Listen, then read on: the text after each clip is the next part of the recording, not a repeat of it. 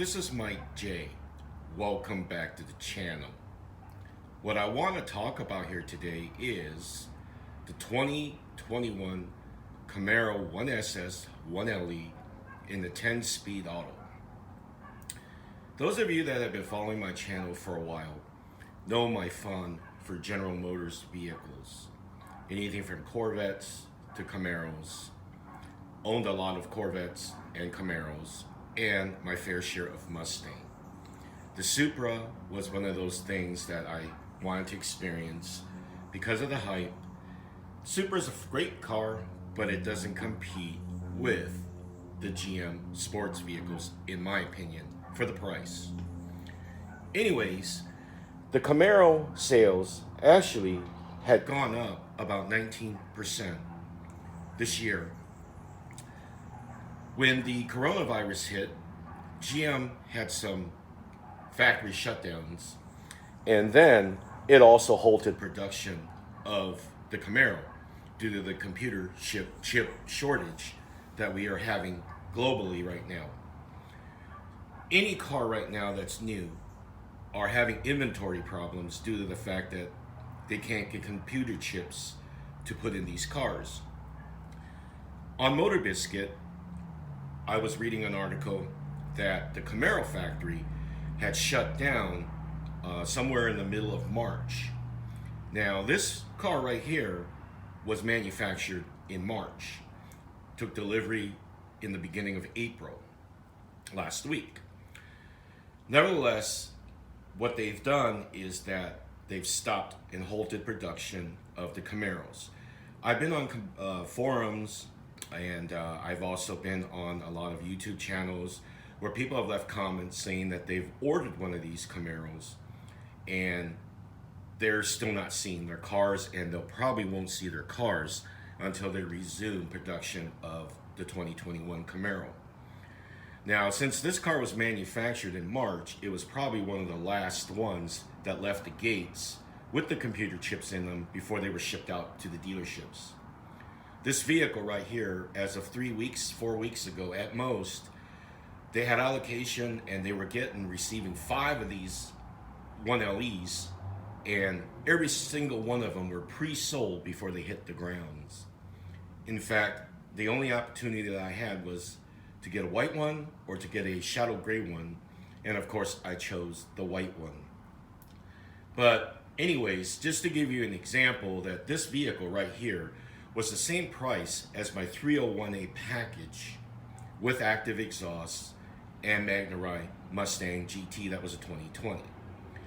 If you look at the prices of the Mustang GT in the performance package and the SS1LE, you can't really compare the cars, because I think that the Camaro is a much more superior car over the Mustang. The 1LE package is more equivalent to a PP2 in the Mustang. Ford has gone up a lot in their prices as far as a la carting the car out. To give you an example, a performance package one on a Mustang is now around $6,100 for that option. On the 1LE option, it's a $7,000 option.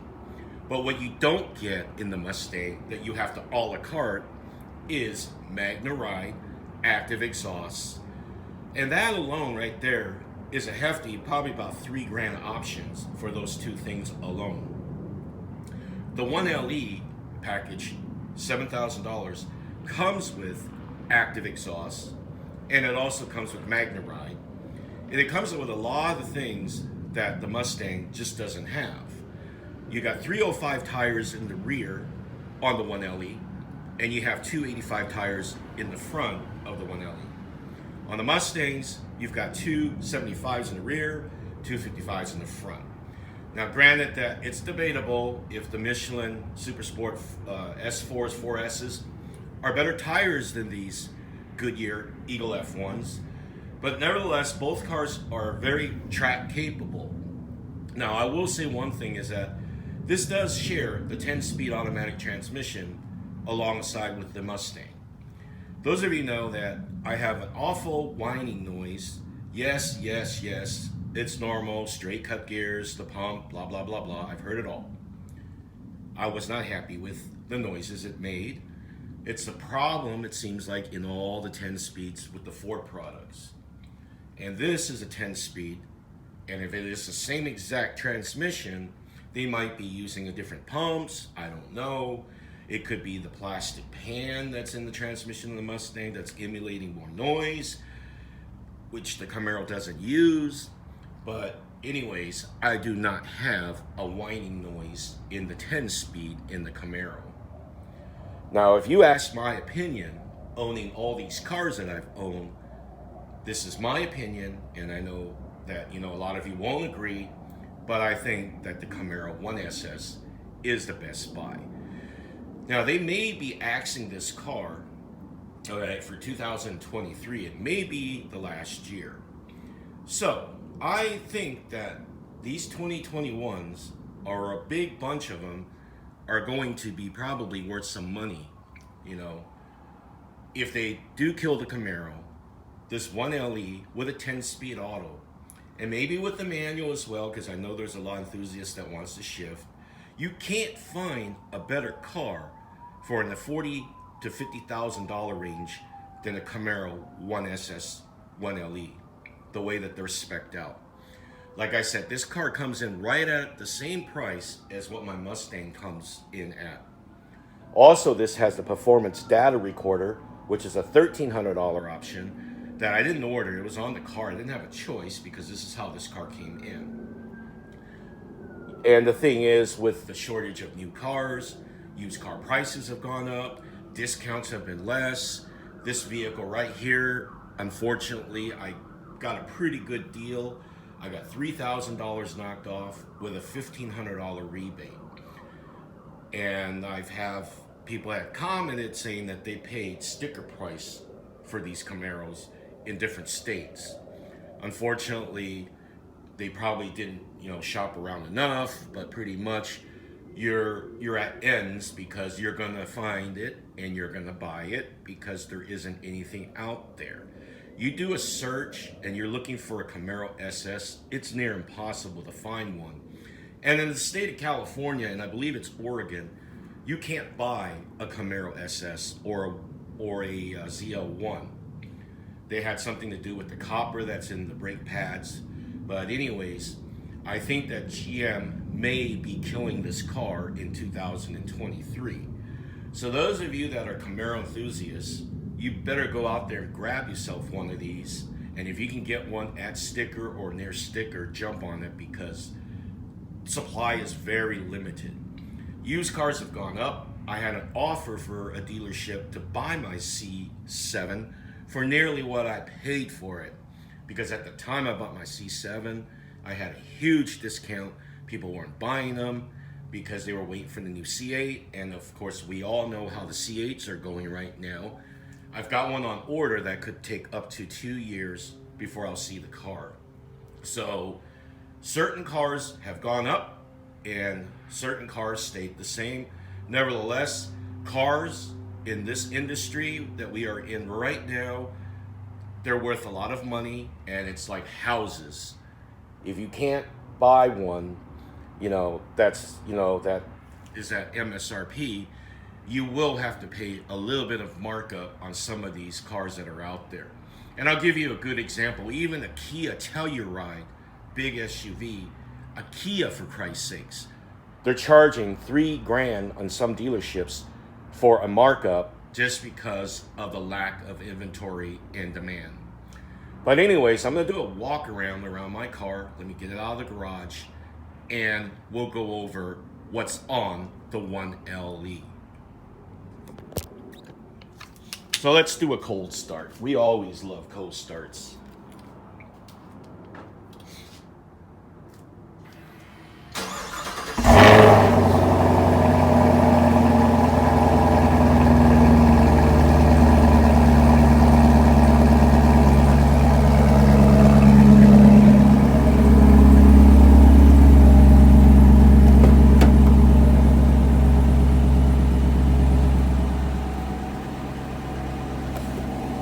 I need a bigger garage.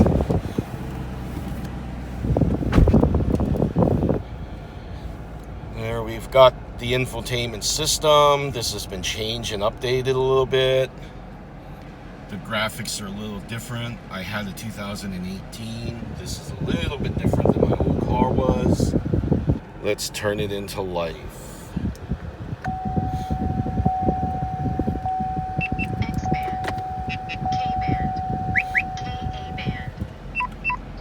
A whole 34 miles.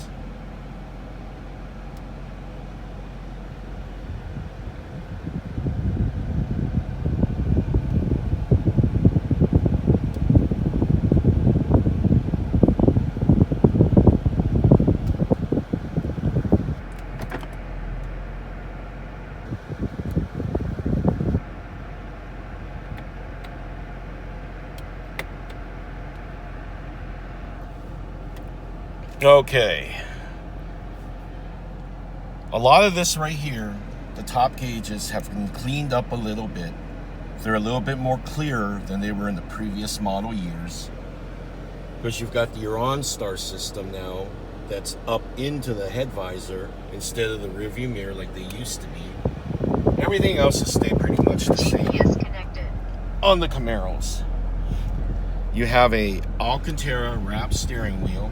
That's part of the 1LE package. An Alcantara shift knob. And let me get out and give you a better look at the Alcantara leather seats that are on this car.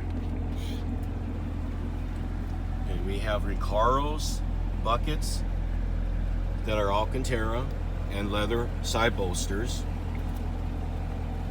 And of course, this car, the manufacturing date was, I don't have my glasses, 2 of 21. So basically this car, you know, actually was made a month before they shut down the plant. So that gives me the assumption that this car was already had been built, but was sitting there waiting for chips.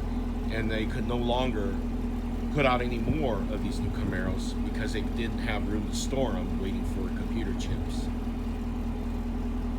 So we do have, you know, some 305 meats on the back of this car and 285s in the front of this car.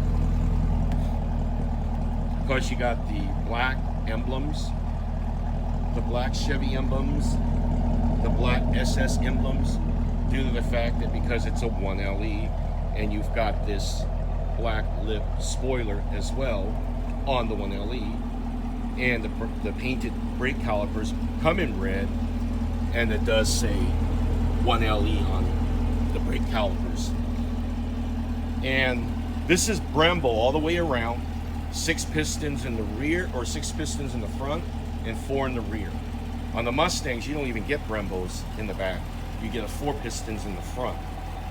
These are what they call a 2-piece rotor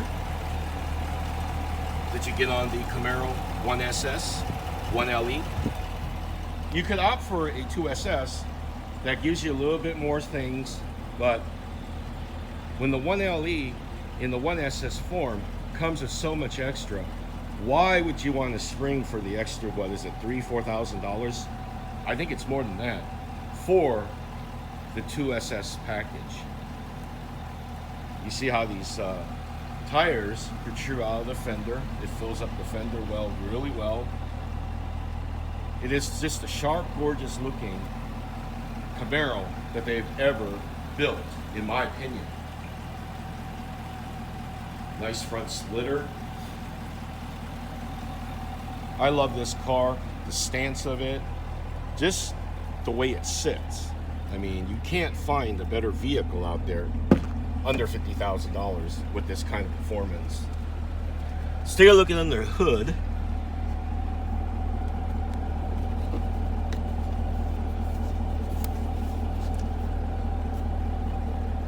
If I can find it. There we go.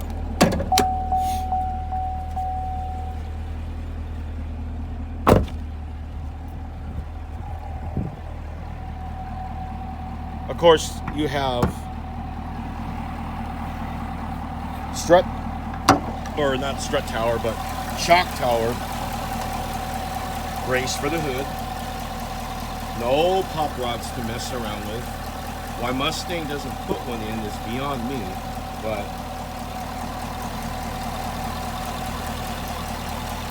this is what we have: 455 horsepower and 405 pound-feet of torque. Now, the only thing that I will say is that when you get the 1LE package, it does not come with a strut tower brace. This aluminum strut tower brace is an option on all the Camaros, even the 1LE trim. It's a $215 option. This car was ordered with it, so it does have the strut tower brace. Everything looks the same as the previous Camaros. In the V8 motor, in the LT1 motor, it's the same as the previous years. Nothing's really changed. But being that this is a performance-oriented 1LE track package, it now uses a 0W40 dextrose motor oil. Now, it doesn't say synthetic on there, so I highly doubt it if it's synthetic. But then again, AC Delco is a full synthetic oil from Chevrolet that they put in these cars. And from what I've been told, it's basically a Mobil 1 oil. It's just branded with AC Delco instead of Mobil 1. 0W40. Most GM vehicles do 530. So this uses a heavier oil, which it should, being that it's a performance-oriented track package car. While the Mustang PV1 still uses the old crappy 5W20 synthetic blend, which I do not understand why. Now you see now that I've had this car started and it's running and it's in my driveway, and you do not hear any kind of a whine whatsoever. You see how quiet it is? That Mustang that I had was just so irritating, and I know you guys are gonna start typing in comments, it's normal, it'll go away with age.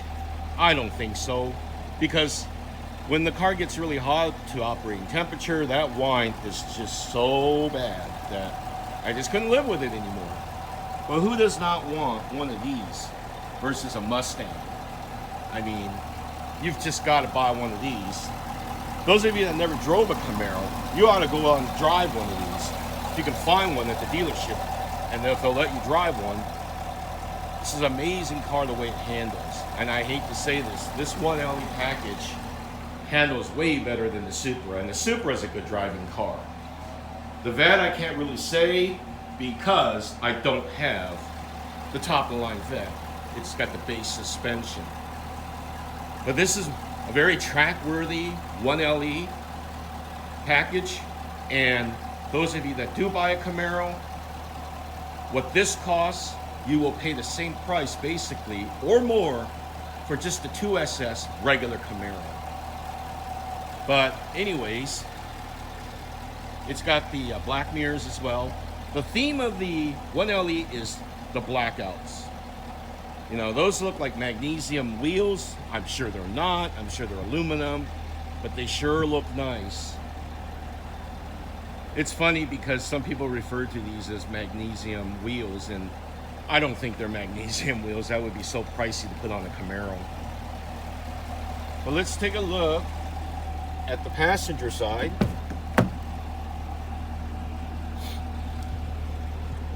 I mean, these seats, you know, they look tight, but they're very comfortable. Even for me, being a little bigger on the sides, these hold you in, and it's very comfortable.